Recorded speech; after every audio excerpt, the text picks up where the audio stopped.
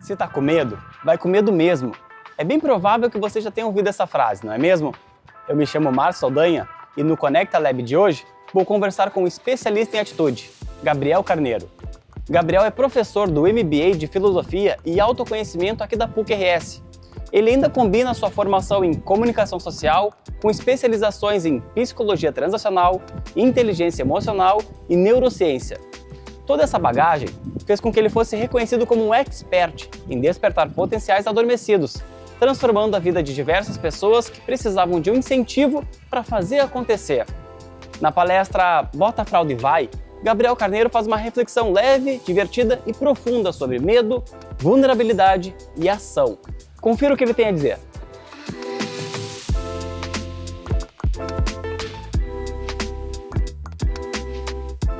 Gabriel, reunir diferentes áreas do conhecimento nas suas palestras, como comunicação social, inteligência emocional e neurociência, oferece um resultado único. Como essas áreas se conectam para oferecer esse resultado? Eu sempre busquei uma forma que pudesse me adaptar à demanda de cada cliente, porque cada pessoa tem uma demanda específica e tem um jeito que vai funcionar mais.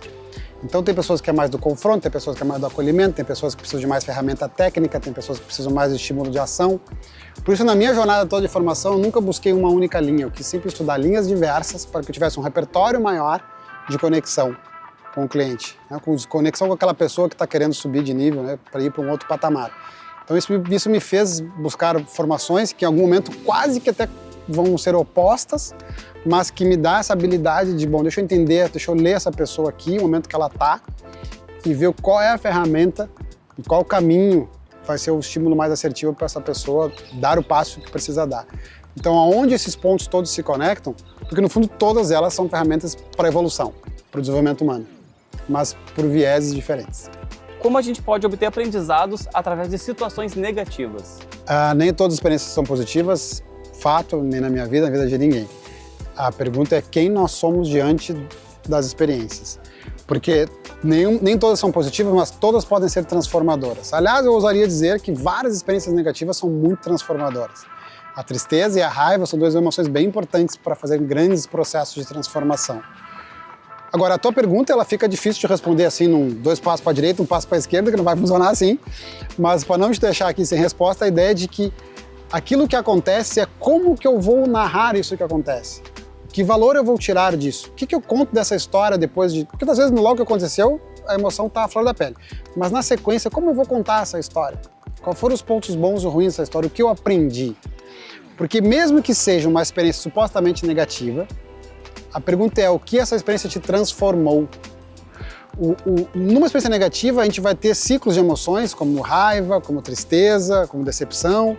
Vai ter o momento da aceitação, vai ter o momento da superação e vai ter o grande momento final, que é o momento da gratidão, que é quando eu não agradeço o ruim, não é isso, eu não estou aqui nessa apologia, mas que eu entendo que o que eu fiz me transformou. O que eu aprendi que sou diferente depois desse fato? E aí eu consigo entender que mesmo numa experiência ruim, ela pode ser transformadora. E a sinceridade total é a melhor maneira da gente desenvolver boas relações no dia a dia? Essa pergunta é muito boa. Minha palestra é bem sincerona. Eu adorei o adjetivo que é bem sincerona, vou pegar com o maior prazer aqui. Quando eu estou aqui trazendo uma palestra, um lugar meu, de um estímulo e de um objetivo que é ampliar a consciência, sim, eu prefiro trazer a vida como ela é. Então não vou falar, não vamos quebrar flecha no pescoço, não vamos dizer que a vida é plena o tempo todo, não vamos dizer que tudo tem que ser amor, não, vamos dar a real. A real tem tropeço, tem dificuldade, tem desafio, né, tem inveja, tem ciúme, tem o dia da preguiça, mas como é que eu, mesmo tendo tudo isso, como é que eu subo de nível? É isso que eu busco, porque a palestra é um recado. Já na tua pergunta, tu tá falando um pouquinho sobre relações. E tem que ter um certo cuidado, porque o sincerão demais nas relações pode dar problema. Eu não tô falando aqui sobre mentir. Jamais vou ir por esse caminho. Só que geralmente por trás de alguém que diz eu falo tudo o que eu penso, tem uma pessoa muito brigona. Né? Eu falo tudo o que eu penso. Eu falei, já sei, isso é o chato que briga. Né? Então assim, quando a gente está nas relações, a gente tem que pensar por que eu estou falando isso, é a melhor forma de falar isso. Né? Qual é a forma que eu verdadeiramente vou fazer que o outro escute isso, qual é a real intenção de dizer isso, por que eu preciso dizer isso. Então é diferente da posição Gabriel palestrando e Gabriel se relacionando. Gabriel na palestra que tem que dar o recado, eu vou tentar dizer o máximo da vida real possível. Marco Gabriel se relacionando, eu posso inclusive estar tendo uma visão errada. Então dizer tudo que eu penso, cuidado, porque você pode estar pensando errado e você vai falar errado também. Então é um pouco mais de olhar, observação, empatia, calma, para que a gente mantenha também relações de qualidade, mesmo mantendo a verdade. Então quando eu falo, cara, eu não acho que tem que dizer tudo, eu só acho que você tem que ser autêntico. Então nunca ser fake, ser autêntico, mas não quer dizer tudo. Se eu disser para meus amigos tudo que eu penso deles, talvez eu perca alguns. Então é importante que a gente tenha esse cuidado, né, pelas relações que a gente estabelece. Atualmente, quais medos tu acredita que geram maior dificuldade de enfrentamento nas pessoas? Então, a expressão bota a fralda e vai surgiu justamente por esse princípio de dizer, cara, vai com medo. Porque o medo não rompe no ponto de partida, ele rompe no caminho. Eu começo a experimentar algo novo e começo a ver que o medo não precisa ser tão grande. A etapa inicial ele é grande. Quais são os medos, né? Eu vou trazer uma coisa que parece oposta, mas é bastante complementar e daí deriva muita coisa. E de um lado é o medo do fracasso, e se der errado. Muito de procrastinação tem a ver com o medo do fracasso. Porque se eu não procrastinar e fizer e der errado, eu vou ter que lidar com a frustração de que deu errado. Então vamos seguir procrastinando, que eu não preciso lidar com o fracasso. Então medo de fracasso, medo de não ser correspondido, medo de não ser amado, medo de não ser aceito. Ou seja, este lugar de fracasso, ele é muito representativo, que nos bloqueia. Mas, de outro lado, por mais que possa ser paradoxal, a gente também tem medo do sucesso. A gente também tem medo da realização, a gente também tem medo de que deu certo. Eu fui além, eu fui além do meu sistema, eu fui além da minha família, eu provei para mim mesmo que é possível. E isso também traz um alerta desse medo. O que eu acho interessante de explorar a tua pergunta para fechar aqui a resposta é: vai mesmo com medo para que a jornada responda. Porque quando a gente está na etapa do medo parado, a gente está no achômetro. Eu acho que vai dar, eu acho que não vai dar. Eu acho que consigo, eu acho que não consigo. Não ache, descubra. Vai mesmo com medo. Bota a fralda, porque não tem como não ter medo. Um cliente que entra lá no meu escritório, Gabriel, eu não queria ter medo. Não tem como. O que tem é como você agir mesmo com medo. E esse medo vai te dando as suas novas convicções e ele vai, ao longo do tempo, diminuindo. Para quem ainda tem dificuldade em tomar decisões ou ter essa iniciativa de colocar um plano em prática, existe algum exercício diário que essa pessoa pode fazer para que ela tome essa decisão de ir em frente, tomar essa ação?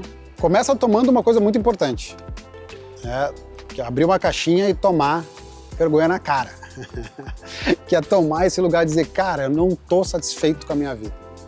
Não é a vida como um todo. Tipo, essa área da minha vida aqui não tá legal. Primeiro ponto é a gente tem que ter um grau de incomodação. Não tenho orgulho disso, não vejo benefício nisso. Enquanto não tiver esse lugar de desacomodar dentro de mim, nada vai acontecer. Eu tenho que ter algo que me desacomoda, algo que me confronta a mim mesmo. Primeiro ponto.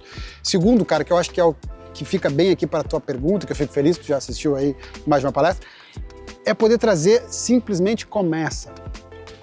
Não foca no passo grande. O meu cliente que entra no meu escritório, não me interessa o sonho grande dele, me interessa o próximo passo. É o que você vai fazer hoje. Eu assisti a palestra, eu assisti esse vídeo. O que você vai fazer hoje? Um pequeno passo, mas que você não faria antes de ver esse vídeo. O que é esse pequeno passo? Começa. Ah, mas já é sexta-feira, começa. Mas já é 6 da tarde, começa. É final do mês, começa. Porque o que eu mais preciso ver quando eu estou lá mentorando pessoas é que o processo está andando. Alguns vão ser mais rápidos, alguns vão ser mais lentos, alguns vão ser com mais ansiedade, outros com mais medo, outros com mais euforia. Isso é individual, mas tem que estar andando. Então, quando eu pergunto de rotina diária, é a rotina de qual é o passo desta semana. É poder, essa segunda-feira, dizer o que eu preciso fazer nesta semana. Porque se eu fico visualizando que eu tenho que ter R$1 milhão guardado, tá longe. Mas se eu visualizo que eu tenho que juntar R$300 esse mês, tá mais perto. Então a rotina é, cara, traz para pequeno, perto, tangível. E quando alcançar, comemora. Já faltou mais, estou um pouquinho mais perto. Acho que essa é a proposta. Gostou do conteúdo? Então nos siga nas redes sociais e não perca nada da nossa programação.